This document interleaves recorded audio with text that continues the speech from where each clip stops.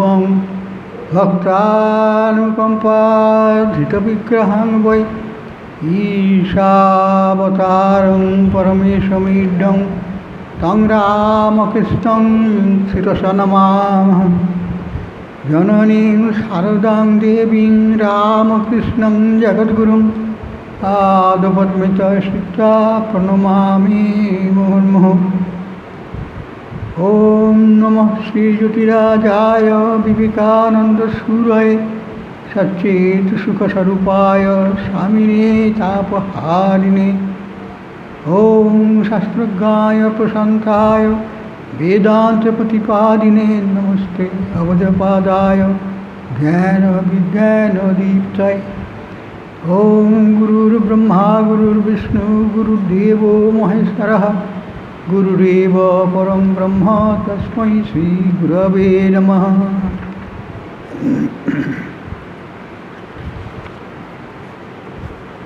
स्वामी अवधूत महाराजेर पाश्चात्य बक्तृता भगवद्गीतार उपरे সেগুলিকে প্রথমে ইংরাজিতে এবং পরবর্তী সেটিকে বঙ্গানুবাদ করে এই বইয়ের অন্তর্গত করা হয়েছে ভগবদ্গীতার দিব্যবাণী।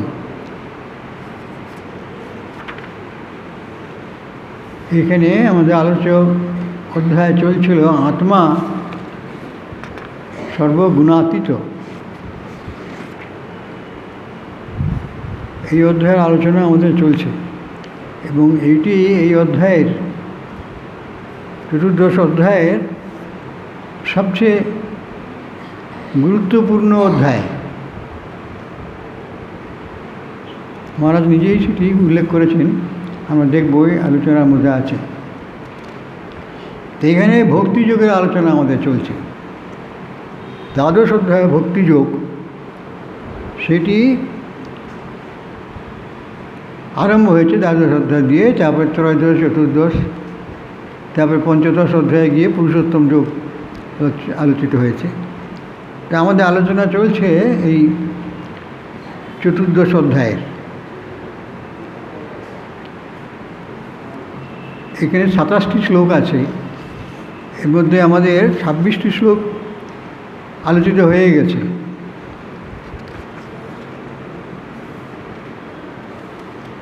এবং এখানে অর্জুনের প্রশ্নের উত্তরে শ্রীকৃষ্ণ যেসব বলেছেন ভক্তিযোগ বিষয়, আবার পড়ছে কেন বুঝতে পারছি না, কোথায় গেল? হ্যাঁ, আড়াল পড়ছে, এখানে যায় না।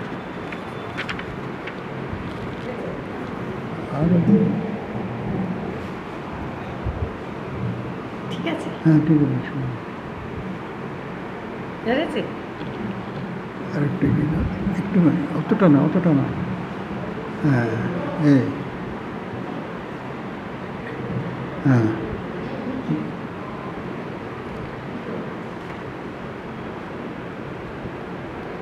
ভক্তিযোগের আলোচনা চলছে।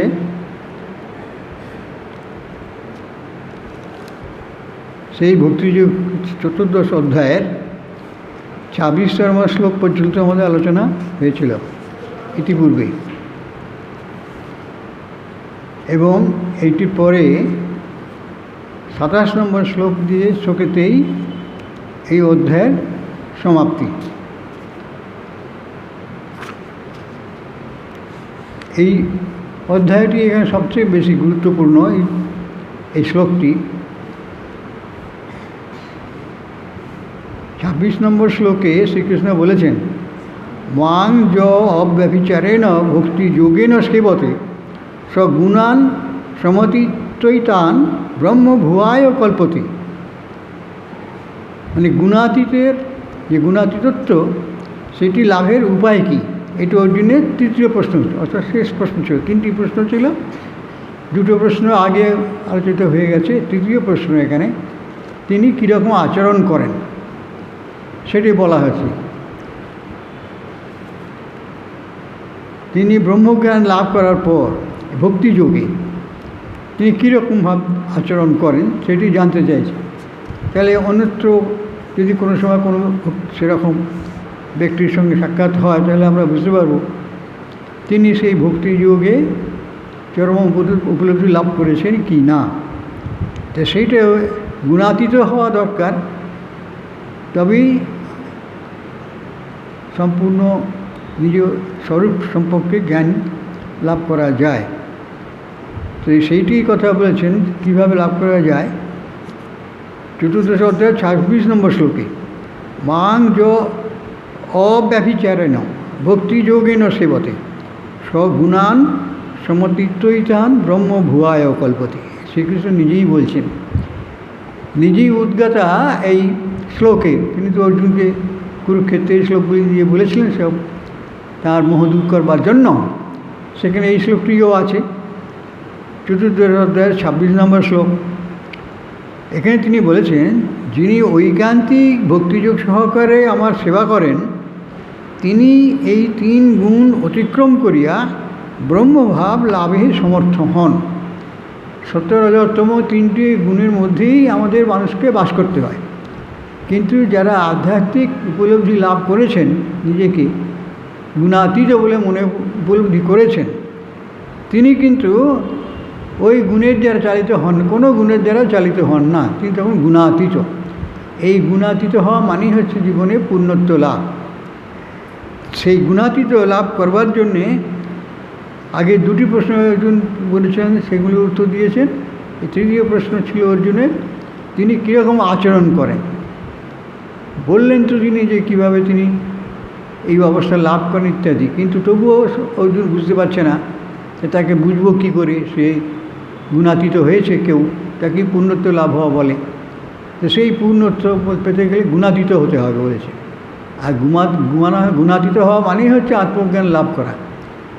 আত্মাতেই এসে গুণের অতীত হওয়া যায়। যিনি আত্মজ্ঞান লাভ করেছেন তিনি সেই 3 গুণের অতীত হয়ে থাকেন। তাই বলছেন শ্রীকৃষ্ণ এখানে যে গুণাতীত হচ্ছে সেই লাভের উপায় হচ্ছে মাং যো অব্যভিচারেণ ভক্তিযোগেন সেবতে স্বগুণান সমতীত্বইতান ব্রহ্মভুয়ায় কল্পতে। অর্থাৎ যিনি ঐকান্তিক ভক্তিযোগ সহকারে আমার সেবা করেন, তিনি এই 3 গুণ অতিক্রম করিয়া ব্রহ্মভাব লাভে সমর্থ হন। এই ভক্তিযোগের মধ্যে বলছেন তো, এই জন্যে যে ধ্যান করা, কি সমাধি লাভ করা ইত্যাদি সমস্ত কথা আছে ব্রহ্মত্ব লাভ করবার জন্য। এখানে সেইগুলি বর্ণিত হয়নি, কিন্তু শ্রীকৃষ্ণ এখানে উল্লেখ করছেন কীভাবে এই ভক্তিযোগের চরম অবস্থা পৌঁছানো যায়। গেলে তিনি আসলে গুণাতীত হন, সেই কথাই বলছেন। মাং যো অব্যভিচারেণ ভক্তিযোগনে সেবতে, যে আমাকে ঐকান্তিক ভক্তিযোগ সহকারে আমার সেবা করেন। শ্রীকৃষ্ণ নিজেই বলছেন তো, তিনি এখানে পরমাত্মা। তাই বলছেন ভক্তিযোগ, সেখানে অন্য কোনো ধ্যানের কথা বা অন্য কোনো কিছুর কথা নয়, যোগের কথা নয়, কিন্তু ভক্তিযোগ। ভক্তির মাধ্যমে কী করে তাকে লাভ করা যায় এবং গুণাতীত হওয়া যায়। তিনি এই 3 গুণ অতিক্রম করিয়া ব্রহ্মভাব লাভে সমর্থ হন, শ্রীকৃষ্ণ বলছেন। অর্থাৎ ভক্তিযোগেও তাকে লাভ করা যায়, গুণাতীত হওয়া যায়। সে কীরকম ভক্তিযোগ হতে হবে তাহলে? সেখানে একটা মধুসূদন সরস্বতীর বক্তব্য এখানে উল্লিখিত হয়েছে। সেখানে বলা হয়েছে সর্বদা ভগবৎ চিন্তনম এব গুণাতীতত্ব উপায় ইত্যর্থ। সর্বদা যিনি ভগবান চিন্তার মধ্যে থাকেন, এই সর্বদা ভগবত চিন্তার মধ্যে থাকাই হচ্ছে ঈশ্বর লাভ করা, যেটি শ্রীরামকৃষ্ণ বলেছে জীবনের উদ্দেশ্য। সেইটি গুণাতীত হওয়ারও উপায়। সেই অর্থে আচার্য মধুসূদন সরস্বতী তার ব্যাখ্যা দিয়েছেন।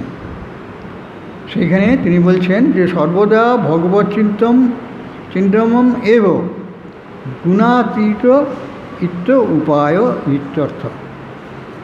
গুণাতীত হওয়ার এই ভক্তিযোগে এই উপায় রয়েছে। সেটা কীরকম না, ভগবৎ চিন্তন।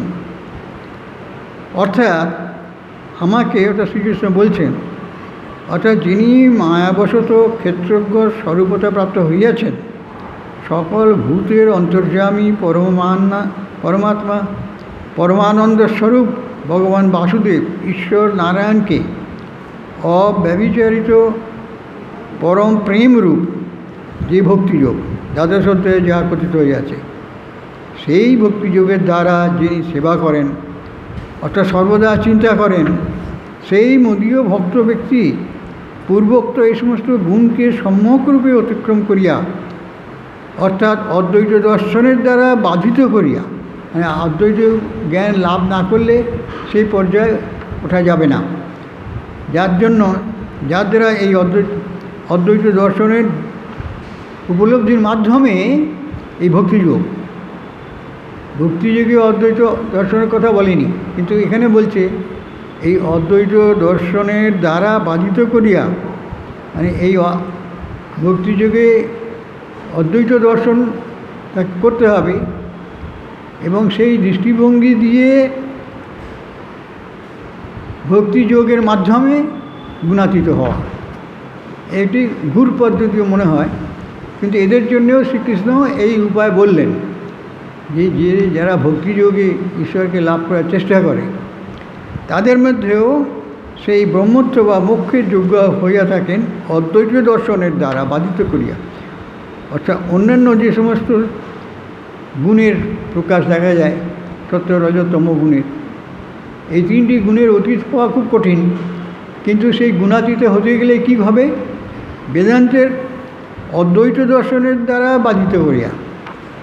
যে অদ্বৈত দর্শন উপলব্ধি করেছে অর্থাৎ সর্বত্র এক অদ্বিতীয় ঈশ্বর রয়েছেন, বিরাজ করছেন, সেই অদ্বৈত দর্শন সেইটির দ্বারা অন্য অন্য গুণগুলিকে বাধিত করা। এই অদ্বৈত জ্ঞান হলে তখন তিনি আর এই বিভিন্ন ভিন্ন ভিন্ন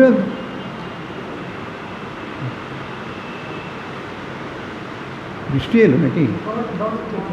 হ্যাঁ, বৃষ্টি পড়ছে, ভালোই হলো। সেই ভক্তিযোগে যারা যিনি সেবা করেন অর্থাৎ সর্বদা চিন্তা করেন, এখানে সেবা বলতে কি সব সময় ঈশ্বর চিন্তা। এই যে শ্রী মায়ের একটা উক্তি আছে, তিনি বলেছেন সর্বদা ঈশ্বর চিন্তার উপায়, ঈশ্বর কী করে করা যায়। মাকে প্রশ্ন করা হয়েছিল তার শিষ্যরা, তখন তিনি বলেছেন যে ওই ঘড়ি যেমন টিকটিক করছে ওই রকম সব সময় ঈশ্বর চিন্তা করতে হবে। ঈশ্বর চিন্তা করতে গেলে ঈশ্বরের নাম উচ্চারণ করতে হবে, অর্থাৎ নাম জপ করতে হবে, অর্থাৎ নাম সবসময় অন্তরে সেইগুলো বলেই চলতে হবে। যেমন ঘড়িতে টিকটিক করে ঘড়ি চলে সেই রকম, যা কোনো সময় থামে না। এবার ওই ব্যাপারটা ভালো করে বুঝে নিন। শ্রী মা এটি বলেছেন, ঘড়ি যেমন টিকটিক করে সেই রকম ঈশ্বরের নাম জপ করতে হবে। যে আপনি যে কাজই করুন না কেন, স্নান করুন, ভাত খান, চাকুতি করুন, অফিসে কাজ করুন, যা করুন, কিন্তু এই সব সময় যেমন ঘড়ি টিকটিক করে চলতে থাকে আপনাকেও ঈশ্বরের নাম করতে হবে। এই ভক্তিযোগের এটি হচ্ছে নিদান। ভক্তিযোগ এই কথা বলে, সোজা ব্যাপার নয়। সকলেই বলে ভক্তিযোগ খুব সোজা, পূজা করলাম, ধ্যানটাকে নাম করলাম, গুণগান করলাম, ভক্তিযোগ হয়ে গেল। আবার যেমন সাধারণ মানুষের মতন ব্যবহার করতে লাগলাম, তা করলে হবে না। ভক্তিতে ডুব দিতে হবে, ভক্তি সমুদ্রে ডুব দিতে হবে। তাহলে কী হবে? সমুদ্রে ডুব দিলে আর কি তার অস্তিত্ব থাকে? আলাদা কোনো অস্তিত্ব থাকে না, যে সমুদ্রের সঙ্গে মিশে যায়। সেই রকম সর্বদা ভগবৎ চিন্তনম এবং গুণাতীতত্ব উপায় ইত্যর্থ। গুণাতীত হওয়ার বলতে এই বোঝায় সর্বদা ভগবৎ চিন্তনম, ভক্তিযোগে সর্বদা ভগবৎ চিন্তনম। তখন তো অন্য সব কাজ করতে হবে, কত কিছু আছে, কিন্তু সেই সব হাতে করা হবে, কিন্তু অন্তরে মনে সব সময় এই ভগবান চিন্তন থাকবে। এটি যদিও বলছে সহজ উপায়, উপায়টা সহজ, কিন্তু সেই উপায়ে চলাটা সহজ সকলের কাছে নয়। কিন্তু তবুও কোনো যোগেতেই এমন কিছু যোগ নেই যেখানে বিনা চেষ্টায় আপনি সেই সিদ্ধি লাভ করতে পারেন। সেই চেষ্টাটা হচ্ছে অহরহ ঈশ্বরের নাম করতে হবে, অহরহ ঈশ্বরের চিন্তা করতে হবে, তার স্মরণ মনন করতে হবে। কী করে করা যায়? অন্যান্য ইন্দ্রিয় যারা বিভিন্ন কাজকর্মের ব্যক্তিত্ব থাকলেও কিন্তু সব সময় অন্তরে এই তার নাম বা তার স্মৃতি বা তার মনন চলবে। তাই সেটা তো একই ব্যাপার হলো, অন্যান্য জগতেও তাই, আর এখানে ভক্তি জগতেও তাই। সেইটা হচ্ছে তার সেবা করা। বলছে সর্বদা ভগবান চিন্তনম এবং গুণাতীত ইতি উপায়, অর্থাৎ যিনি মায়াবশত ক্ষেত্রজ্ঞ স্বরূপতা প্রাপ্ত হইয়াছেন। ক্ষেত্রজ্ঞ স্বরূপ, আমাদের শরীর মন ইত্যাদি এগুলি হচ্ছে ক্ষেত্র, কে বলা হয়েছে। এর আগে ক্ষেত্র বিভাগ যোগ, ক্ষেত্রজ্ঞ বিভাগ যোগ আমরা আলোচনা করেছি। ভগবান শ্রীকৃষ্ণ সেখানে বলেছেন ক্ষেত্র, শরীর হলো ক্ষেত্র, আর শরীরকে যে জানে, যে আত্মবোধ, সেটি হচ্ছে ক্ষেত্রজ্ঞ। আমাদের প্রকৃত অবস্থান হচ্ছে আমরা ক্ষেত্রজ্ঞ।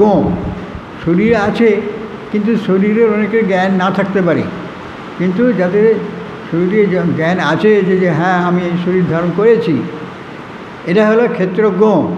তারা নিজেদেরকে ক্ষেত্রজ্ঞই বলে যে আমি দেহ নই, কিন্তু আমি আমার দেহ এটা আমি বুঝি। এইরকম জ্ঞান যাদের রয়েছে, প্রকৃত জ্ঞান, তারা যদি এই ভগবৎ চিন্তনম এবং গুণাতীতত্ব উপায়ে ভগবৎ চিন্তা করেন, চিন্তন করেন। আর এই চিন্তন করতে গেলেই নামের মাধ্যমে চিন্তা করতে হয়, অর্থাৎ মন্ত্রের মাধ্যমে সব সময় তার নাম উল্লেখ করে সেই মন্ত্র অন্তরে জপ করে যেতে হয়। তাই বলছেন আমাকে, অর্থাৎ যিনি মায়াবশত ক্ষেত্রজ্ঞ স্বরূপতা প্রাপ্ত হইয়াছেন, সকল ভূতের অন্তর্যামী পরমানন্দ স্বরূপ ভগবান বাসুদেব ঈশ্বর নারায়ণকে অব্যভিচারিত পরম প্রেমরূপ যে ভক্তিযোগ দ্বাদশ অধ্যায়ে যা কথিত হইয়াছে, সেই ভক্তিযোগের দ্বারা যিনি সেবা করেন, ওই শাস্ত্রে যেরকম বলেছে, ভগবদ্গীতা শ্রীকৃষ্ণ যেরকম বলেছেন, সেই রকমভাবে ভক্তিযোগের মাধ্যমে যিনি ঈশ্বরের সেবা করেন, অর্থাৎ সর্বদা চিন্তা করেন। এটাই উল্লেখ্য বিষয়, সর্বদা চিন্তা। সর্বদা যদি এক ঈশ্বরের চিন্তাই করতে হয়, তাহলে আর সব অন্য চিন্তাগুলো হবে কখন? বাড়ির অন্যান্য কাজকর্ম করতে গেলে চিন্তার দরকার হয়, যে সেইগুলি তো মনে আসবে, তাহলে সেই সব সরিয়ে দিতে হবে মন থেকে। সর্বদা চিন্তা করেন সেই মদীয় ভক্ত, তাকেই সর্বদা সে চিন্তন করে যাচ্ছে, সংসারে সব কাজ করছে, কিন্তু মন পড়ে আছে ঈশ্বরের দিকে। ঠাকুর উদাহরণ দিয়ে বলেছেন, যেমন উপপতির প্রতি মন থাকে, সেই রকম সব কাজ করছে সংসারে, কিন্তু মন পড়ে আছে উপপতির ওপর, সেই রকম। আবার উদাহরণ দিয়েছেন কচ্ছপের মতন, কচ্ছপ জলে থাকে কিন্তু তার ডিমগুলি থাকে পাড়ে, তার মন পড়ে আছে সেই ডিমের দিকে, যে নাকি জলের পাড়ে রাখা আছে, সেই দিকে তার মন পড়ে থাকে। তো এইরকমভাবে ঈশ্বর চিন্তন অহরহ করতে হবে। তাহলে পূর্বোক্ত সেই সমস্ত গুণকে সম্যকরূপে অতিক্রম করিয়া, অর্থাৎ অদ্বৈত দর্শনের দ্বারা বাধিত করিয়া, এই সমস্ত গুণের পারে যেতে গেলে এই অদ্বৈত দর্শনের দ্বারা কী করতে হবে? ওই গুণকে বাধিত করা মানে গুণকে বাধা দেওয়া, গুণের কার্যকে বাধা দেওয়া, বাধিত করা বেদান্তের ভাষায় বলা হয়। জয় করা বলে না বেদান্ত, বেদান্ত বলে বাধা দেওয়া, তাকে আসতে দেবে না তোমার কাছে, অন্যান্য চিন্তা আসতে দেবে না, একমাত্র ঈশ্বর চিন্তাই থাকবে। সেটি হচ্ছে অদ্বৈত দর্শনের দ্বারা বাধিত করা যায়। তাই বলছেন অদ্বৈত দর্শনের দ্বারা বাধিত করিয়া ব্রহ্মত্ব বা মোক্ষের যোগ্য হইয়া থাকে। যে সেটা পারবে সে ব্রহ্মত্ব। আচার্যশঙ্কর বলেছেন ব্রহ্মবেদ ব্রহ্মৈব ভবতি, যিনি ব্রহ্মবেদ ব্রহ্মজ্ঞান লাভ করেছেন তিনি ব্রহ্মই হয়ে গেছেন। কারণ ব্রহ্মজ্ঞান লাভ করলে ব্রহ্ম ছাড়া আর কিছু থাকবে না। সেই জন্যে বলছে সর্বদা ঈশ্বর চিন্তাই গুণাতীতত্ব লাভের উপায়, ইহাই তাৎপর্য। তার মানে কি, যদি গুণাতীতত্ব লাভ করতে হয়, গুণাতীত হতে হয়, সত্যিকারের প্রকৃত জ্ঞানী গুণাতীত হন। কীভাবে হওয়া যায়? সর্বদা ঈশ্বর চিন্তাই গুণাতীতত্ব লাভের উপায়। সর্বদাই ঈশ্বর চিন্তা করবে,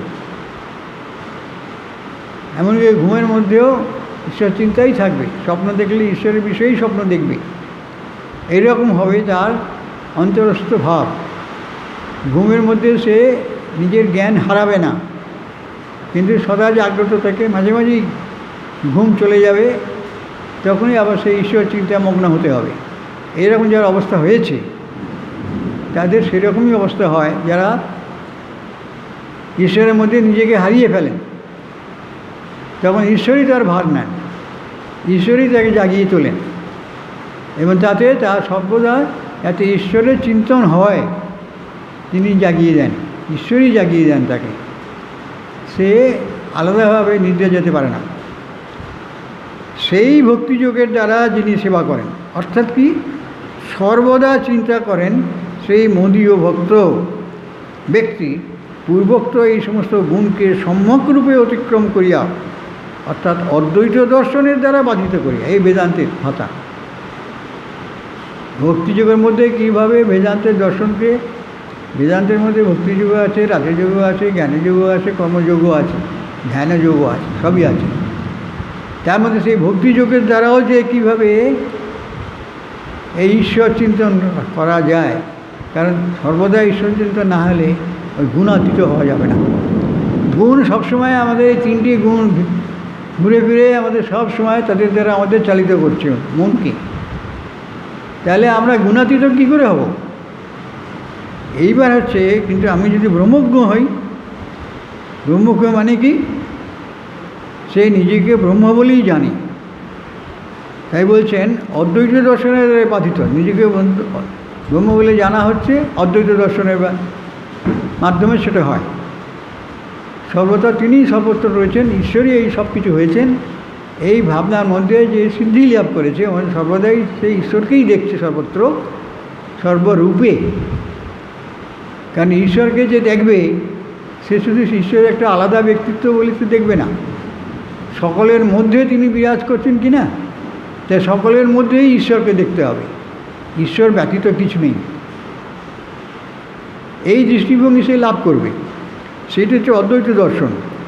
তার দ্বারা বাধিত করিয়া, মানে এই দর্শন হলে, এই দর্শনে সিদ্ধিলাভ হলে গুণের অন্যান্য কার্য তাকে আর ব্যতিব্যস্ত করবে না। সেই রকম অদ্বৈত দর্শনের দ্বারা বাধিত করিয়া ব্রহ্মত্ব বা মোক্ষের যোগ্য হইয়া থাকেন। গুণাতীত হতে গেলে এই ব্রহ্মত্ব লাভ করতে হবে, তবেই সে গুণাতীত হতে পারে। আর সেই ব্রহ্মত্ব লাভ করতে গেলে কী হবে না, অদ্বৈত দর্শনের দ্বারা বাধিত করিয়া, অদ্বৈত দর্শনের দ্বারা মনের মধ্যে গুণের ভিন্ন ভিন্ন যে প্রকার সেগুলোকে বাধিত করা, মানে অদ্বৈত দর্শন হলে পারে সেই গুণগুলোর তাকে আর মনকে ব্যস্ত করতে দেয় না। বাধিত করলে তবে সর্বদা ঈশ্বর চিন্তায় গুণাতীতত্ব লাভের উপায়, এই তাৎপর্য। তার মানে কি অদ্বৈত দর্শন করতে হবে, তাহলে বেদান্ত এসে গেল। অদ্বৈত দর্শন করা মানেই বেদান্ত, অহং ব্রহ্মাস্মি, আমি ব্রহ্মস্বরূপ, সর্বত্র ঈশ্বরই হন। তাহলে আমি কি তার থেকে বাদ যাবো?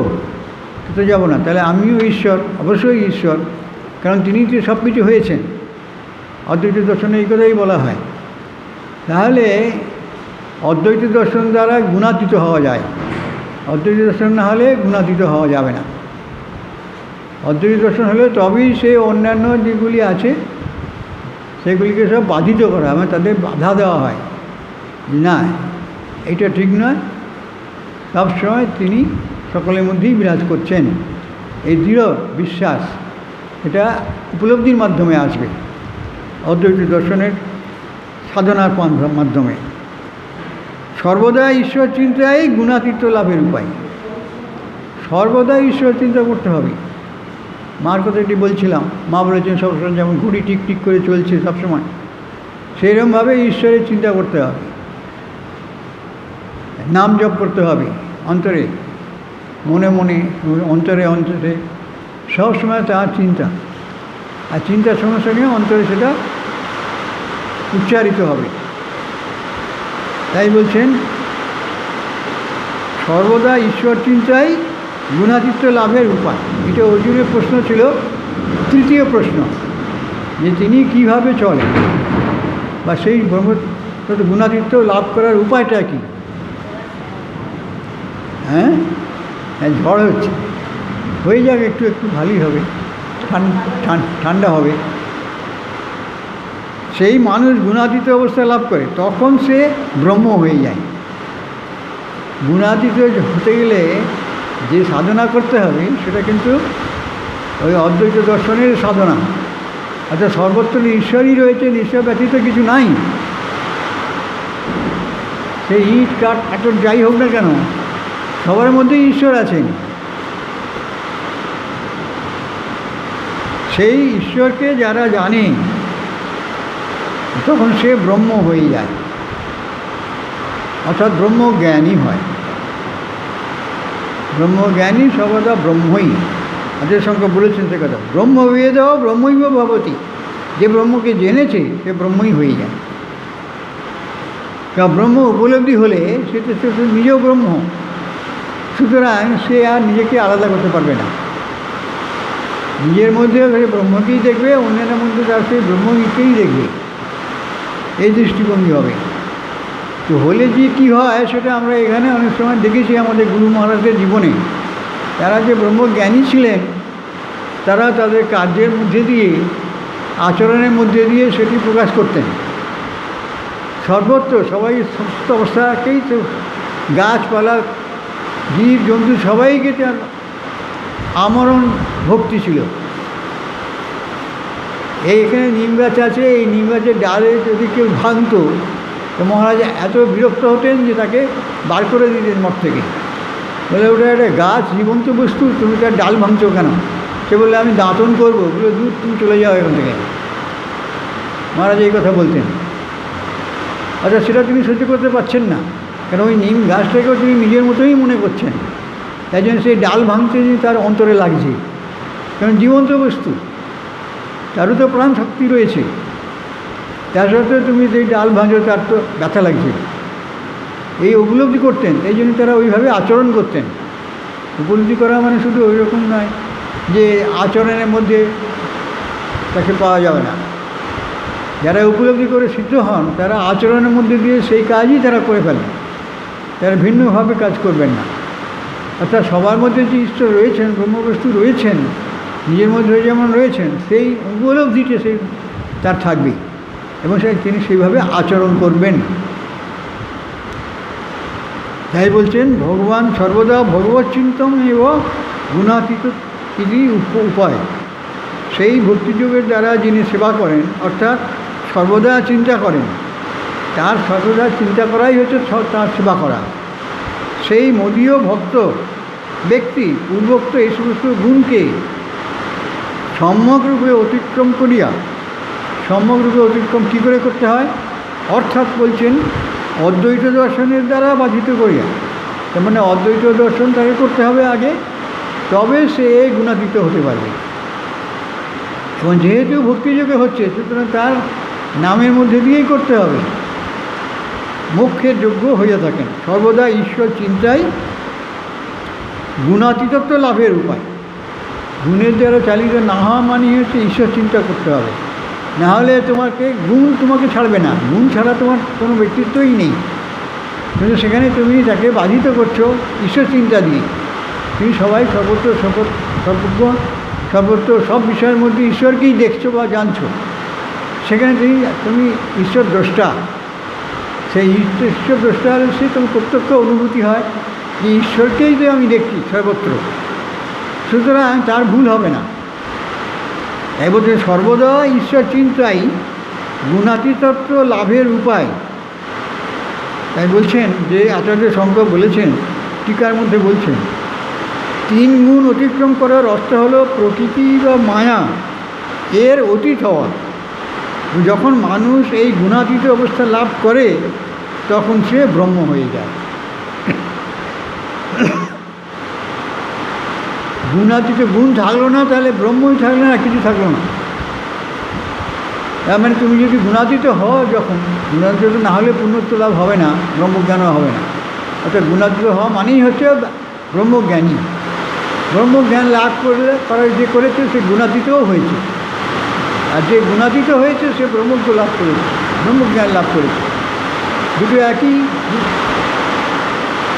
উভয়ের আচরণ একই। সেই ব্রহ্মবেদ ব্রহ্মই ভবতি।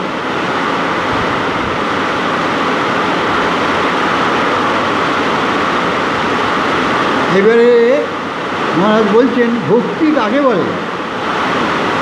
মহারাজের ব্যাখ্যা হচ্ছে এবারে ভক্তি যোগেতে শ্রীকৃষ্ণ তো বলে দিলেন যে সর্বদা যে তার সে স্মরণ মনন করবেন তিনি ভক্ত। এবারে মহারাজ ব্যাখ্যা করছেন মহারাজের দৃষ্টিভঙ্গি হচ্ছে বেদান্ত দৃষ্টিভঙ্গি, তাই তিনি বলছেন ভক্তি কাকে বলে। তুমি যদি উচ্চতমকে ভক্তি করো তবে তুমি উচ্চতম স্তরে রয়েছ। পার্থিব কোনো কিছুর প্রতি যদি তোমার ভক্তি হয় তাহলে তুমি পার্থিব স্তরে রয়েছ। তোমার যদি সংসার ভালো লাগে তবে তুমি সংসারী। কোন জিনিসে তোমার প্রীতি তা জানলে তুমি বুঝবে তোমার অবস্থান কোথায়, তুমি কোনটাকে ভালোবাসো সেটা আগে বিবেচনা করো, তখন বুঝতে পারবে তুমি তাহলে কোন স্তরে আছো। সংসারের জীব বদ্ধজীব, তো সেই বদ্ধজীবের স্তরে আছো কি তুমি ঈশ্বর চিন্তা হচ্ছে যে ঈশ্বরকে জানবার চেষ্টা করছো, অথবা অহরহ তুমি ঈশ্বর চিন্তা করছো, তোমার মধ্যে সবসময় তুমি ঈশ্বরকে দেখতে পাচ্ছ, অন্যের মধ্যেও ঈশ্বরকে দেখতে পাচ্ছ, সেই অবস্থা কি তোমার হয়েছে? এইভাবে মনকে যদি তুমি জিজ্ঞাসা করো, মন তোমাকে বলে দেবে তুমি কোন স্তরে আছো। বদ্ধজীবের স্তরে আছো, কি মুক্তজীব হয়েছো, কি গুণাতীত হয়েছো, কি ব্রহ্মজ্ঞানী হয়েছো, এসব তোমার মনই তোমাকে বলবে, কাউকে জিজ্ঞাসা করতে হবে না। তাই বলছেন ভক্তিপথ কোন জিনিসে তোমার প্রীতি তা জানলে তুমি বুঝবে তোমার অবস্থান কোথায়। এই কাজটি তোমাকে প্রথমেই করতে হবে। দেখো তুমি উচ্চতম বস্তুকে ভালোবাসো কি না এটা জানতে হবে। তুমি যদি তাই করো তবে উচ্চতমের প্রাপ্তির জন্য তুমি প্রস্তুত হতে পারো। এ হলো ভক্তি যোগ, প্রেমের পথে ভক্তি। এ হলো সেই পরমা ভক্তি যা পরমাত্মার সঙ্গে যুক্ত করিয়ে দেয়। সেই পরমা ভক্তি, এটা ভক্তি, এও ভক্তি। ভক্তিটা তার প্রতি তোমার প্রীতি, কিন্তু এই প্রীতিটা এতটাই বেশি যে তুমি সর্বদা সেইটাই তুমি মনন করছো। তাই বলছেন ভক্তিপথ ঈশ্বর লাভের অন্য সব পথ অপেক্ষা সহজতর, ঠিকই, কিন্তু সেই ভক্তি লাভ করা তাকে পরাভক্তি বলে। সেটা খুবই কঠিন, একই জীবনে হওয়া সম্ভব নয়। প্রথমে সেই উচ্চতমকে ভালোবাসতে চেষ্টা করো। মহারাজ বলছেন এই ভালোবাসা ঈশ্বরের প্রতি, সেইটা এলে তবে তোমার সংসার আসক্তি দূর হবে, না হলে হবে না। ঈশ্বরের প্রতি তোমার যদি ভালোবাসা না আসে তাহলে সংসারে ক্ষুদ্র ক্ষুদ্র বস্তুর মধ্যে তোমার ভালোবাসা এত বেড়ে যাবে যে তুমি সেই বস্তুটিকেই একমাত্র তোমার প্রাপ্তব্য বিষয় মনে করবে। তাহলে কী হলো, জড়বস্তুকে নিয়েই তুমি ভালোবাসছো, তাহলে ঈশ্বরের চৈতন্য সত্তাকে তুমি ভালোবাসছো না, সে হলে ঈশ্বর লাভ করা যাবে না। তাই বলছেন এ হলো ভক্তিযোগ, প্রেমের পথে ভক্তি। এ হলো সেই পরমা ভক্তি যা পরমাত্মার সঙ্গে যুক্ত করিয়ে দেয়। যে পরমাত্মা তোমার মধ্যে আছেন বলেই তোমার অস্তিত্ব, তোমার সচেতনতা হচ্ছে যে আমি একজন মানুষ, আমার এই কর্তব্য ইত্যাদি, বা ঈশ্বর লাভ করা জীবনের উদ্দেশ্য, এইসব চিন্তাভাবনা তোমার মনে আসছে। মানুষের জন্ম লাভ করেই হাসে, মানুষের তো যে প্রাণী শরীর বা জীব শরীর তাতে হাসবে না। তাই বলছে প্রথমে সেই উচ্চতমকে ভালোবাসতে চেষ্টা করো। সেই উচ্চতম যে বস্তু তাকে ভালোবাসো, সেটা চেষ্টা করো। প্রথম হবে না, তোমার আমি জানি না, তাকে দেখিনি, আমি তাকে কী করে ভালোবাসবো। কিন্তু তিনি সর্বত্র রয়েছেন, সর্বত্র বিরাজিত রয়েছেন, তিনি সর্বেশ্বর, জগতের পিতা, জগতের মাতা, তিনি স্রষ্টা, তিনি প্রলয়কারী। এইভাবে তাকে ভালোবাসো। আর শ্রীরামকৃষ্ণ আর একটা উপায় বলেছেন, সেটা এখানে জানিয়ে দিই। কথামৃত তো আপনারা পেয়েছেন। তিনি বলেছেন যে তুমি যদি থাকো ঈশ্বর, তো তুমি আমাকে দেখা দাও। এই একটা ভালোবাসা, নতুন উপায়। ঠাকুর বলছেন, কাউকে জিজ্ঞাসা করেছে শিষ্য যে তাকে কী করে ভালোবাসবে, তখন বলেছেন যে তুমি তাকে বলো যে তুমি তো তাকে জানো না, চেনো না, কে ভগবান, কিন্তু তিনি আছেন, সেই জন্যে তুমি তাকে দেখতে পাচ্ছ না, অথচ তাই তুমি ভগবানের কাছেই প্রার্থনা করো, হে ভগবান, আমি যে তোমায় দেখতে পাচ্ছি না, কিন্তু তুমি তো আছো, তাই তুমি আমাকে দেখা দাও। তুমি যদি থাকো, তুমি আমায় দেখা দাও। এভাবেও ভগবানকে দেখা যায়। তাই বলছেন, অবশ্য তুমি আপন সত্তাকে ভালোবাসো, কিন্তু ভালোবাসো তোমার সত্য আত্মাকে। প্রকৃতপক্ষে তুমি যে ভালোবাসো, দেহকে তুমি যে ভালোবাসা মনে করছো, সে ভালোবাসা প্রকৃত ভালোবাসা নয়। কারণ তুমি তো যখনই করে বলছো দেহকে ভালোবাসি, তখন দেহ জানো যে দেহ থাকবে না। দেহ থাকবে না এটা জেনেই বলছো আমি দেহকে ভালোবাসি। এটা স্বাভাবিক, কারণ দেহ কোনো দিন চিরকাল থাকে না। তাই বলছে কিন্তু ভালোবাসো তোমার সত্য আত্মা। সত্যি তুমি আত্মা, তোমার যে তুমি যাকে আমি বলছো সেটি তোমার দেহ নয়, কিন্তু তোমার আত্মা। সে আত্মাকেই উপলক্ষ করে তুমি ভালোবাসো তোমাকে। তোমার নিজেকে তুমি যখন ভালোবাসো, তুমি দেহকে ভালোবাসো বলে নিজেকে ভালোবাসা হয় না। নিজেকে ভালোবাসো এই জন্যে যে তোমার মধ্যে যে আত্মা আছেন তাকে তুমি ভালোবাসো, কারণ তিনি হচ্ছে সচেতন বস্তু। দেহ তো জড় বস্তু, কিন্তু আত্মাই হচ্ছে সচেতন বস্তু, তাকেই আমরা ভালোবাসি। তাই বলছে কিন্তু ভালোবাসো তোমার সত্য আত্মাকে, তাই হলো সব, আত্মাই হলো সব। অর্থাৎ শরীর থাকলেও আমি আছি, তখন শরীর না থাকলেও আমি আছি। এই উভয় অবস্থাতে সূক্ষ্ম শরীরেও আমি আছি, বা বীজ রূপ শরীরেও আমি আছি। তোমার অহং যেন তোমার সত্য আত্মাকে ভালোবাসে। তোমার যে আমি সত্তা, সে চৈতন্য সত্তা, সে যেন আত্মাকে ভালোবাসে। সে দেহকে ভালোবাসে না, কারণ জানে এই দেহ থাকবে না। তাহলে দেহের মধ্যে যে আত্মা আছে তাকেই ভালোবাসে। তুমি মনে করছো তুমি তোমাকে ভালোবাসছো, মানে তুমি দেহকে ভালোবাসছো না। তুমি জানো দেহ থাকবে না, তুমি তোমার আত্মাকে ভালোবাসছো।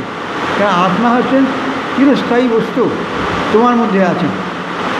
তাই তুমি না জেনে তাকে ভালোবাসো। মনে করছো তুমি দেহকে ভালোবাসছো, দেহকে ভালোবাসছো। তোমার মধ্যে যে সচেতন সত্তা রয়েছে তুমি তাকেই ভালোবাসো।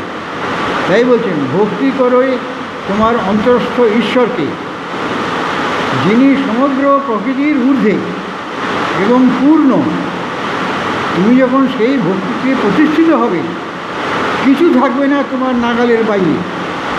প্রত্যেকেরই আত্মপ্রীতি আছে, তবে তা হলো ভুল বিষয়ে প্রীতি। এই আত্মপ্রীতি হওয়া উচিত সত্য আত্মার প্রতি। যদিও আমাদের দেহকে উপলক্ষ করে আমাদের এই ভালোবাসা নিজেদের প্রতি হয়, প্রকৃতপক্ষে সেই ভালোবাসা কিন্তু আমার আত্মার প্রতি আমার ভালোবাসা আছে বলে সেই ভালোবাসা হয়, দেহপ্রীতির জন্য নয়।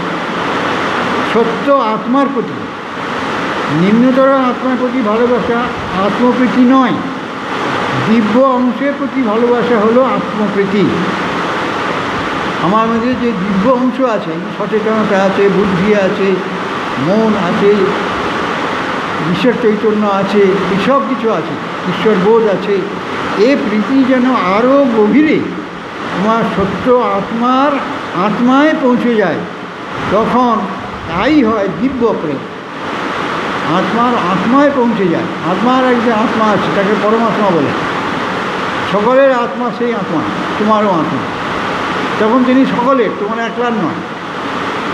কিন্তু তুমি নিজেকে যখন আত্মা মনে করছো, তুমি নিজের এক কথা ভাবছো, তা নয়। আত্মাকে ভালোবাসো মানে সকলের মধ্যে যে আত্মা আছে, মানে প্রাণসত্তা, তাকে তুমি ভালোবাসো। সেটি হচ্ছে আত্মপ্রীতি। এ প্রীতি যেন আরও গভীরে তোমার সত্য আত্মায় পৌঁছে। সত্য আত্মায় আরেকটা সত্য আত্মায় মহারাজ। সত্য আত্মা কি? আরেকটা আত্মা আছে, যে আত্মা আমি মনে করি আমার শরীর চলে গেলে আমার আত্মা চলে যাবে, এই আমরা তো ভাবি। ক্ষুদ্র আত্মা আমাদের মধ্যে আছে এই ক্ষেত্রে আমরা মনে করি, যদিও সেটা ভুল ধারণা। আত্মা সকলের নিত্য বস্তু, সকলের মধ্যে চিরকালই সবসময় সমান অবস্থায় আছে এবং থাকবে। তখন তাই হয় দিব্য প্রেম, অন্যথায় তা হলো স্বার্থপরতা। তুমি নিজের মধ্যে আত্মা আছে বলে নিজেকে ভালোবাসবে, নিজের সৌন্দর্যকে তুমি ফুটিয়ে তোলবার জন্য যে আপ্রাণ চেষ্টা করবে, তা কেন করবে?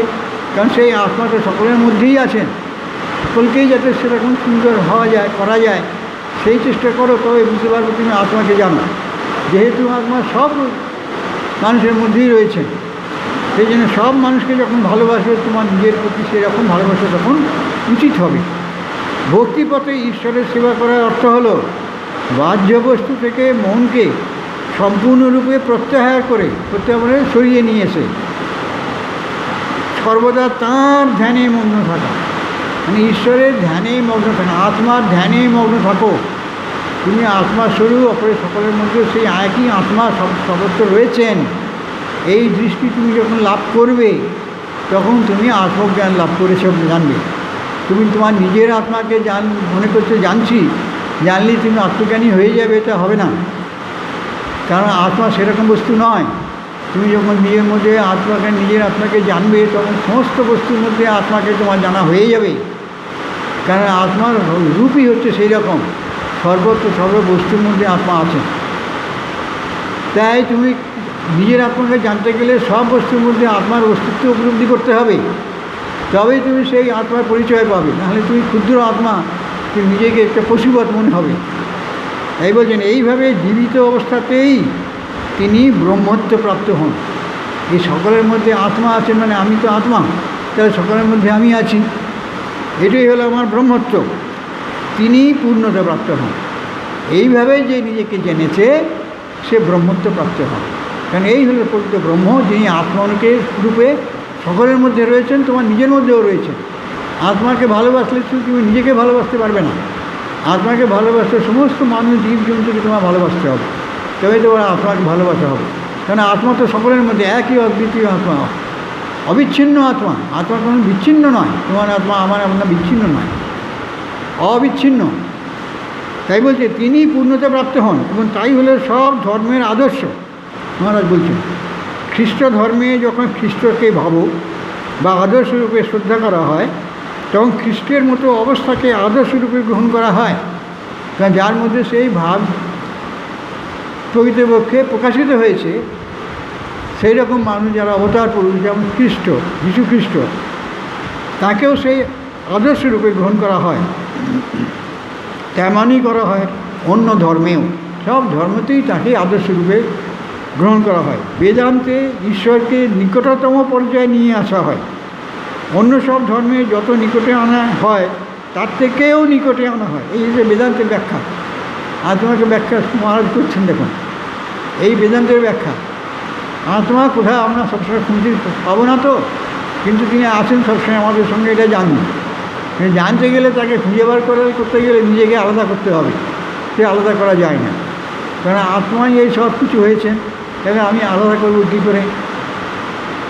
তাহলে বলছেন যে বেদান্তে ঈশ্বরকে নিকটতম পর্যায়ে নিয়ে আসা হয়। স্বামী অরবিন্দ মহারাজ বলেছেন ইংরাজি বক্তৃতার সময়, he is নিয়ারার than the nearest.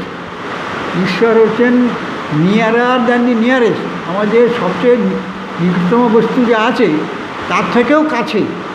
ঈশ্বর আমাদের ভেতরে এইভাবেই আছেন। আমরা মনে করি ঈশ্বর দূরে আছেন, মন্দিরে গিয়ে নাম করতে হবে, পূজা করতে হবে, ধ্যান করতে হবে, এসব নয়। রাজযোগের ধ্যান কাকে করা হয়? আত্মাকে ধ্যান করা হয়, সে আত্মা নিজের মধ্যেই আছে। বেদান্ত এই কথা বলে, এই জন্যই বেদান্তের প্রয়োজন আছে। বেদান্ত সরাসরি বলে তত্ত্বমসি, তুমি কাকে ডাকছো? তোমার আত্মাকে ডাকছো তো কোথা থেকে পাবে তাকে? কোথায় খুঁজছো? তিনি তোমার নিজের প্রাণের প্রাণ, তিনি তোমার নিজের মধ্যেই রয়েছেন, তুমি তাকে ডাকছো। তুমি জানো না যে তুমি তাকে ডাকছো কেন? তিনি যে তোমার সত্তা, তোমার সত্তা সেই ঈশ্বর ছাড়া অন্য কিছু নেই, তাকেই তুমি ডাকবে। তুমি যখন ধ্যান করবে, আত্মধ্যান তাকে বলে, সে আত্মারই ধ্যান করবে। ঈশ্বর তো আত্মাস্বরূপ, তিনি সকলের মধ্যে বিরাজিত, সেই বিরাট বস্তুকে তুমি ধ্যান করছো। তাই বলছেন বেদান্তে অন্যান্য শাস্ত্রের মধ্যে দিয়ে গেলে হবে না। বেদান্তে ঈশ্বরকে নিকটতম পর্যায়ে নিয়ে আসা হয়। তিনি আমার আত্মা আর আত্মা, তিনি ছাড়া আমার কিছু নেই। এই বেদান্ত এই কথা বলে, তুমি সেই তত্ত্বমসি। অন্য সব ধর্মে যত নিকটে আনা হয় তার থেকেও নিকটে আনা হয় বেদান্তে। অন্য ধর্মে তিনি হলেন একজন সৃষ্টি বহির্ভূত বস্তু, সৃষ্টির বাহিরে অবস্থিত, কিন্তু বেদান্তে ঈশ্বর হলেন আমাদের অধিকারভুক্ত সকল বস্তুর থেকে নিকটে। আমাদের না জানার জন্য, অজ্ঞানের জন্য আমাদের এই বেদান্ত রূপকে আমাদের প্রকৃত স্বরূপ আমরা ধারণা করতে পারি না। ধ্যান তো পরের কথা, কিন্তু তাকেই ধ্যান করতে হবে আত্মজ্ঞান লাভ করতে গেলে। তাহলে আগে তাকে বুঝতে হবে যে তিনি ঈশ্বররূপে আমাদের সকল বস্তুর থেকে নিকটে রয়েছেন। এই যে ভাবনা না করলে তাকে খুঁজতে যাব কোথায়? হিমালয়। সে হিমালয়ে বসেও যে ধ্যান করবেন, এখানে বসে সেই ধ্যান করবেন। মহারাজ বলতেন, যে স্বামী আনন্দ মহারাজ বলতেন তার শিষ্যদের কাছে যে আমি ধ্যান করতে, আমি তপস্যা করতে যাব। তো মহারাজ বলতেন সেখানে, মহারাজের কাছে আমরা অনেকবার শুনছি সে কথা, যে তোমরা বলছো তপস্যা করতে যাবে, কিন্তু এই মন নিয়েই তপস্যা করতে যাবে, তো তুমি এখানে বসেই তপস্যা করো না। পাহাড়ে যেতে হবে, গিয়ে বসে থাকতে হবে, খাওয়ার জন্যে লোকের কাছে ভিক্ষা করতে হবে, তার তো কোনো প্রয়োজন হচ্ছে না। আমরা তোমাদের এই ব্যবস্থা করেছি, তোমরা এখানে থাকবে, খাবে, ঈশ্বর চিন্তা করবে। তাই ভগবান লাভ করতে গেলে এখানে ছাড়া ভালো জায়গা কোথায় পাবে? সুতরাং এখানেই থাকো, ঈশ্বর চিন্তা করো, জ্ঞান লাভ করার চেষ্টা করো। তাই বলছেন সুখে দুঃখে আমাদের সমভাব থাকে, যদি আমাদের মন একনিষ্ঠ থাকে আমাদের অন্তরতম আত্মায়, এই সুখে দুঃখে সমানভাবে আমরা যদি স্থির থাকতে পারি, সমভাবে থাকতে পারি, তাহলে কী হবে? একনিষ্ঠ থাকে আমাদের মন ঈশ্বরে। একনিষ্ঠ না হলে যে আমরা সুখে দুঃখে সমানভাবে চলতে পারি না, নিজেকে সম্পূর্ণ আলাদা করে নিতে হবে। ওই সুখ দুঃখ যার তার কাছে যাক, আমার কাছে সুখও নেই দুঃখও নেই, সব সমান, কারণ সবই তো ঈশ্বরীয় বস্তু। ঈশ্বরই সুখ দিচ্ছেন, ঈশ্বরই দুঃখ দিচ্ছেন, তাহলে আমার অসুবিধে কী আছে? সুখকেও যেমন নেব, দুঃখকেও তেমন বরণ করে নেব। কেউ তো আমার শিক্ষার জন্যই তিনি দিচ্ছেন আমাকে, এই দুঃখেরও দাতা তিনি, সুখেরও দাতা তিনি, এবং তিনি জ্ঞাতা।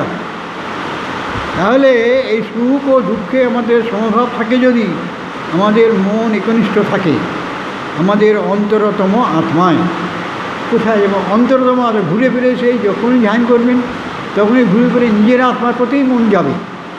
তাহলে অন্য একজনের প্রতি কোনো একজন বাইরে কোনো ঈশ্বরের মূর্তি ভেবে ধ্যান করতে যাওয়ার কোনো প্রয়োজন নেই। তুমি যদি সবচেয়ে শক্তিমান বস্তুকে যদি চাও, ঈশ্বররূপে যিনি তোমার অন্তরস্থ হয়েই আছেন, তাহলে তুমি বাইরে কাউকে মনে করে চিন্তা করে তার রূপ ধ্যান করে তুমি তো লাভ করতে যাচ্ছ কেন? তাতে কি তোমার প্রকৃত বস্তু লাভ হবে? তুমি নিজের মধ্যে যে আত্মা রয়েছে তাকে ধ্যান করো, সেই আত্মা হচ্ছে পরমাত্মার সঙ্গে এক এবং অভিন্ন। তাহলেই তুমি সেই পরমাত্মার রূপ জ্ঞান তোমার মধ্যে এসে যাবে। এত সুন্দর উপায় ঈশ্বর করে রেখেছেন, তোমার মধ্যে তিনি নিজে বসে আছেন, আর তুমি তাকে ধ্যান করছো। কোথায় আছেন তিনি? কোন মন্দিরে আছেন? কোন রূপ তোমার ভালো লাগে সেই রূপ নিয়ে তুমি ধ্যান করছো। আরে তুমি তো তোমার মধ্যে আছেন, তুমি তাকে ধ্যান করো, তোমার নিজের আত্মাকে তুমি ধ্যান করো। এই বলছেন যে সবই তোমার মধ্যে আছে। অমরত্ব তোমার মধ্যে রয়েছেন, অখণ্ড পরম পুরুষ তোমার মধ্যে রয়েছেন, চিরন্তন নীতিবোধ তোমার মধ্যে রয়েছে। এই বেদান্ত দৃষ্টিভঙ্গি কত ভালো, কত আনন্দের বিষয় লাগছে এখন, যে আমরা নিজেরাই জানি ঈশ্বর হয়ে যাচ্ছে, কারণ নিকটতম বস্তু।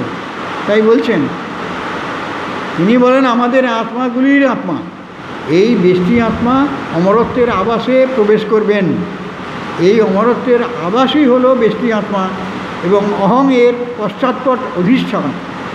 অতএব শ্রীকৃষ্ণ বলছেন, কারণ আমি হলাম চিরস্থায়ী, চিরন্তন, অখণ্ড সুখস্বরূপ ব্রহ্মে বা অমরত্বের আবাসনী। এই শ্লোকটি হচ্ছে এটা 24 নম্বর অধ্যায়ের 27 নম্বর, অর্থাৎ এই অধ্যায়ের সর্বশেষ শ্লোক। এতে শ্রীকৃষ্ণ বলছেন অর্জুনকে, ব্রহ্মণো হি প্রতিষ্ঠাহম অমৃতস্য অব্যয়স্য চ শাশ্বতস্য চ ধর্মস্য সুখস্যৈকান্তিকস্য চ। যেহেতু আমি ব্রহ্মের, নিত্য অমৃতের অর্থাৎ মোক্ষের, সনাতন ধর্মের এবং ঐকান্তিক সুখের প্রতিষ্ঠা, তাতেই এই ঐকান্তিক সুখ লাভ হবে জীবনে। তাই বলছেন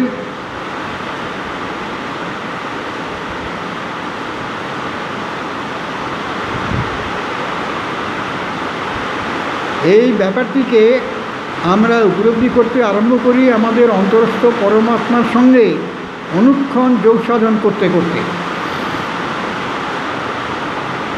তার মানে আমাদের ধ্যান করতে হবে, আমাদের অন্তরস্থ যে পরমাত্মা রয়েছেন তাকেই ধ্যান করতে হবে। এইভাবে আমরা পূর্ণতা প্রাপ্ত হই এবং এই পৃথিবীতেই খ্রিস্টের মতো জীবনযাপন করতে থাকি। মহারাজরা কি খ্রিস্টের থেকে কিছু কম ছিলেন?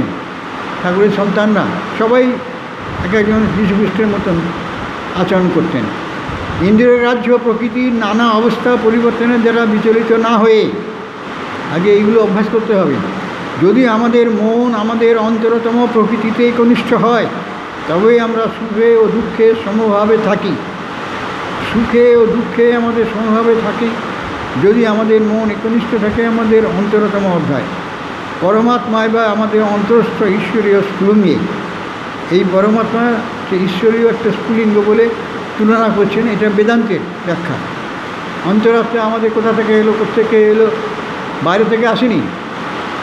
সারা ঈশ্বর জগতে, ঈশ্বর সৃষ্ট জগতে যে পরমাত্মা রয়েছেন তারই একটা স্ফুলিঙ্গ আমার মধ্যে মান আত্মার রয়েছেন। তিনি আমার সবচেয়ে কাছের থেকেও কাছে, সমস্ত কাছের বস্তু, নিকটতম বস্তুর থেকেও নিকট। তা সম্ভব হয় পরমাত্মাকে আমাদের আত্মার উপরে ধ্যানের বা ভক্তির বা নিরন্তর মননের মাধ্যমে। এখানে দেখুন আমাদের নিজেদের মধ্যে যে ঈশ্বর রয়েছেন সেই বোধ না থাকলে আমরা নিজেদেরকে এইভাবে কেন ডাকতে যাব? আমরা তো নিজেরাই জানি যে আমাদের নিজের কত আচরণের মধ্যে কত ভুল ত্রুটি থাকে, কিন্তু আসলে আমাদের প্রকৃতপক্ষে ঈশ্বরত্ব রয়েছে আমাদের মধ্যে। ভক্তি প্রদর্শনের জন্য পুষ্পাঞ্জলি দিয়ে বা অন্য কোনো ক্রিয়ার মাধ্যমে নয়। যেমন বেদান্তের জ্ঞান লাভ পেলে কত সহজে আমরা আনন্দ লাভ করতে পারি।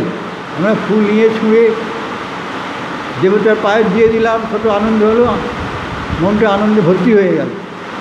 কই আমাদের নিজেদেরকে যখন আমরা ধ্যান করতে বসি সেরকম মনটা আনন্দ হয় না কেন? তাহলে সে তিনি তোমার নিজের মধ্যেই রয়েছেন। বাইরে যে মূর্তি দেখছো সে তোমার নিজের মধ্যেও আছেন। এমনকি যখন তুমি অনুক্ষণ কর্মে ব্যাপৃত রয়েছ, দেখুন বেদান্তের ব্যাখ্যাতে কর্মকে বাদ দিয়ে বলছে না। তুমি বলবে যে আমি সংসারে এরকম ব্যস্ত থাকি থেকে এসব চলবে না। বলছেন এমনকি যখন তুমি অনুক্ষণ কর্মে ব্যাপৃত রয়েছো, শ্রী মায়ের কথাটাই মনে আসছে। অন্যান্য স্বামীজিদের কথা মনে আসছে, কিন্তু মায়ের কথাটা ভাবুন তো, তিনি কীভাবে সংসারী থেকেছিলেন, কীভাবে সংসারের কাজ করেছিলেন। তাহলে তিনি নিজেকে তো জানতেন তিনি কে, অথচ তিনি সেভাবে কর্ম করে গেছেন। মাই হচ্ছে আমাদের সেই জীবনের দৃষ্টান্ত স্বরূপ সারদা দেবী। তাই বলছেন এমনকি যখন তুমি অনুক্ষণ কর্মে ব্যাপৃত রয়েছ তখনও তুমি ঈশ্বরকে স্মরণ করতে পারো তোমার বিষয়ীর আত্মারূপে।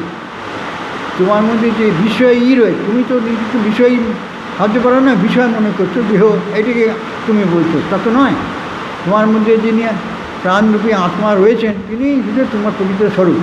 তাই তুমি তাকেই তুমি মনে করবে। সেই বিষয়ীর তারও আত্মা। প্রথমে বিষয় নয় বলে বিষয়ই ভাবো, তারপর বলবে যে বিষয়ীকে না, আত্মাই হলো সেই বিষয়ী যিনি আমার শরীর রূপ এই বিষয়েতে রয়েছেন, একই সঙ্গে দূরে নয়। এই হলো বেদান্তের ব্যাখ্যা। যখন অবস্থান্তর হয় এবং তুমি স্মরণ করতে পারো যে তুমি তোমার চেতনের বিষয়ে নও, পরন্তু তুমি হলে পরমাত্মা, তুমি অমর, অমরত্ব তোমার অন্তরে, তুমি হলে চিরন্তন সত্তা, তখন তুমি উপলব্ধি করবে যে চিরন্তন ও চিরস্থায়ী সুখও তোমার নাগালের মধ্যে। সেই ধ্যানের অনন্য ভক্তির মাধ্যমে, এই ধ্যান যার অনন্য ভক্তিও তাই, এগো ভক্তি একে বলা হয়। তুমি যাকে ভালোবাসো সেই একই বস্তুকে তুমি ভালোবাসা চাই, ভিন্ন সময় ভিন্ন ভিন্ন বিষয়কে ভালোবাসলে হবে না। এক অদ্বিতীয় আত্মা যা তোমার মধ্যে রয়েছেন, তিনি সে পরমাত্মার স্বরূপ, তুমি তাকেই ভালোবাসো। তিনি তোমার আত্মায় অবস্থিত আছেন, এই রূপে তার চিন্তা করা এবং তাই সব, কিন্তু তা করা খুবই কঠিন। মাঝে বলে শেষকালে বোঝে তা করা খুবই কঠিন। মনকে জগতের অন্য কোনো কিছু দ্বারা বিচলিত হতে দিও না। প্রথম মনকে বিচলিত করতে নিলে তবে তো সেই মন শান্ত হবে। তুমি যদি বিভিন্ন বিষয়ে চিন্তাকে অযথা বাড়াও, মনকে সেই দিকে বিচলিত করতে হতে দাও, তার সাথে বিচলিত হয়ে পড়বে। মন তো ওই রকম তোমার কন্ট্রোলে। তুমি মনকে যদি ছেড়ে দাও, বিচলিত তোমার কোনো একটা ভাবের বিষয়, কোনো একটা দৃশ্যের বিষয় মনকে ছেড়ে দাও, তাহলে তোমার মন সেই দিকে চলে যাবে। কিন্তু তা করা খুবই কঠিন। মনকে জগতের অন্য কোনো কিছু দ্বারা বিচলিত হতে দিও না, এটা খুবই কঠিন, আরও কঠিন, কিন্তু এটি করতে হবে। মনকে বিচলিত হতে দেবে না। সদা স্থির চিত্ত কিসে? ঈশ্বরের চিন্তা মনের অন্তরে থাকবে। তাহলে তুমি মনকে আর অস্থির হতে দিও না, দিতে পারবে না। স্থিরভাবে বসে মনকে ধ্যানে নিযুক্ত রাখতে চেষ্টা করো। এই জন্য দুবেলায় ধ্যানের নির্দেশ গুরু দীক্ষা দেওয়ার সময় সেরকম বলে দেন, সকালে সন্ধ্যায় অথবা অবসর সময় নিত্য নির্দিষ্ট সময় বসে ধ্যান করবে। এটি না করলে তুমি তোমার নিজেকে হনন করছো, নিজেকে হত্যা করছো। তুমি তোমার মধ্যে আত্মা রয়েছে, সেই বস্তুকে তুমি জানতে চেষ্টা করছো না, তুমি তার প্রতি ঠিক ভালোবাসা রাখতে পারছো না। তুমি অন্য বিষয়ে, তুমি অস্থায়ী বিষয়কে, তুমি অনিত্য বিষয়কে তুমি ভালোবাসতে যাচ্ছ, তাতে তুমি তো দুঃখ পাবে, কারণ সেই বস্তু থাকবে না। যদি পরমাত্মাকে কেন ভালোবাসবে না? তার ধ্যান কেন তুমি করবে না? তাকে তুমি কেন চাইবে না? তিনি ঈশ্বর স্বরূপ। স্থিরভাবে বসে মনকে ধ্যানে নিযুক্ত রাখতে চেষ্টা করো, তাহলে তুমি তোমার আত্মারূপে পরমাত্মার উপাসনা। কারণ আত্মা তো পরমাত্মারই স্ফুলিঙ্গ, বলছেন এখানে পরমাত্মার স্ফুলিঙ্গ একটা আত্মা। প্রত্যেক মানুষের মধ্যে একটি আত্মা আমরা বলি, কিন্তু পরমাত্মা তো সে বিচ্ছিন্ন নয়। আমরা যখন নিজেকে আত্মাস্বরূপ মনে করি, শরীর মনের পারে যখন আমাদের মনটা যায়, তখন আমরা নিজেকে আত্মাস্বরূপ ভাবতে পারি। কিন্তু সেই আত্মাই যে পরমাত্মা, সর্বত্র বিরাজিত, সঙ্গে সঙ্গে ভাবতে সঙ্গে সঙ্গে সর্বং খলিদম ব্রহ্ম, অহং ব্রহ্মাস্মি, পরক্ষণেই আসে সর্বং খলিদম ব্রহ্ম। এই বেদান্তেরই শিক্ষা। নিজেকে ভালোবাসলে সকলকে ভালোবাসা যায়। বলে এটা তাহলে স্বার্থপরতা হয়ে গেল, হলো না, বোঝার অভাব হলো। নিজের আত্মাকে ভালোবাসলে সকলকে ভালোবাসা যায়, কারণ নিজের আত্মাই সকলের মধ্যে আত্মারূপে রয়েছেন। এটাই ব্রহ্মজ্ঞান। এটা কত সহজতর বিষয়। এই জ্ঞান আমাদের কত নিকটতম বস্তু। আমি আমাকে ভালোবাসি, এতে ভালোবাসার বিষয় আর কী থাকতে পারে? হাতের মুঠোর মধ্যে রয়েছে, কিন্তু আমি আমার শরীরকে ভালোবাসছি না, মন বুদ্ধিকে ভালোবাসছি না। এগুলো সব পরিবর্তনশীল, অনিত্য, থাকবে না। কিন্তু আমি আমার আত্মাকে ভালোবাসবো না, কি তা কি হয়? কারণ আমি যে চিরন্তন বস্তু, আত্মা আমার আগেও ছিল, এখনও আছে, ভবিষ্যতেও থাকবে। আত্মার মৃত্যু নেই। যখনই তুমি আত্মভাবনা আসবে, তুমি বলে আত্মা তো অবিনাশী, তাহলে আমার তো বিনাশ নাই, কারণ আমি আত্মার স্বরূপ। তাই বলছেন মনকে জগতের অন্য কিছুর দ্বারা বিচলিত হতে দিও না। স্থিরভাবে বসে মনকে ধ্যানে নিযুক্ত রাখতে চেষ্টা করো, তাহলে তুমি তোমার আত্মারূপে পরমাত্মার উপাসনা করতে পারবে। উপায় তো বলে দিচ্ছেন, উপায়টা তো বলে দিচ্ছেন যে কীভাবে আমরা আমাদের পরমাত্মাকে উপলব্ধি করব। ধ্যান করবে, কার ধ্যান করবে, কিসের ধ্যান করবে? ঘটি বাটি ধ্যান করবে, এই ঘটিটা ঘটে গেছে, এটাকে সারিয়ে আনতে হবে। ধ্যান করতে বসলে এটা মনে হলে সব মন থেকে দূর করে দিতে হবে। এ বিষয়ে অভ্যাস দরকার। তুমি মনে করছো আমরা একটু করে পারবো, আমরা সব পারবো বলে অভ্যাস করলে কি না পারা যায়? অভ্যাস করলে মানুষ ঈশ্বর লাভ করতে পারে, ঈশ্বর হয়ে যেতে পারে। কারণ ব্রহ্মবিদ ব্রহ্মৈব ভবতি, যে ব্রহ্মজ্ঞান লাভ করে সে তো ব্রহ্মই হয়ে যায়। তাহলে তুমি কেন সেই তাকে লাভ করতে পারবে না? সে তো তোমার মধ্যেই রয়েছে, নিকটের থেকেও, নিকটতম বস্তু থেকেও নিকটে। এ বিষয়ে অভ্যাস দরকার। অভ্যাস করতে করতে অন্তরস্থ পরমাত্মার উপলব্ধি হবে আত্মারূপে। যদি তুমি শরীর ও মনের অন্য কাজ করতে থাকো আর একই সঙ্গে সব কাজের মধ্যে ও ঊর্ধ্বে ঈশ্বরের উপস্থিতি অনুভব করতে পারো, তবে তুমি পূর্ণতা প্রাপ্তির উপযুক্ত হয়েছ।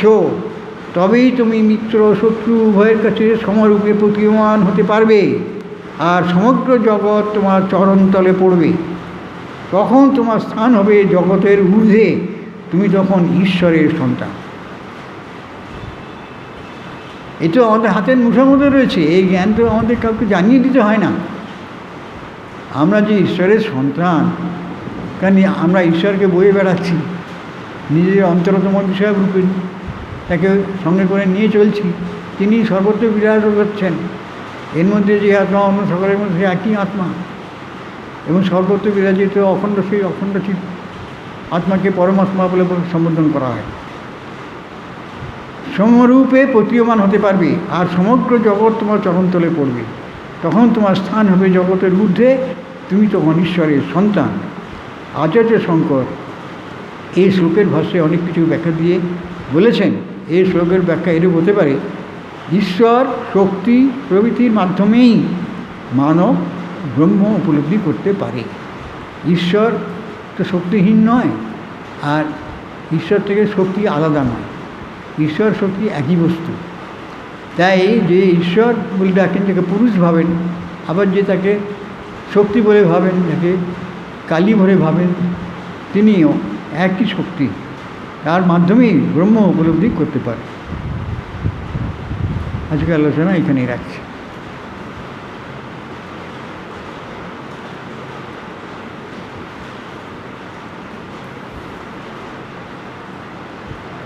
পূর্ণমদঃ পূর্ণমিদং পূর্ণাৎ পূর্ণমুদচ্যতে পূর্ণস্য পূর্ণমাদায় পূর্ণমেবাবশিষ্যতে। ওম শান্তি শান্তি শান্তি। ওম নমো ভগবতে শ্রীরামকৃষ্ণায় অর্পণমস্তু।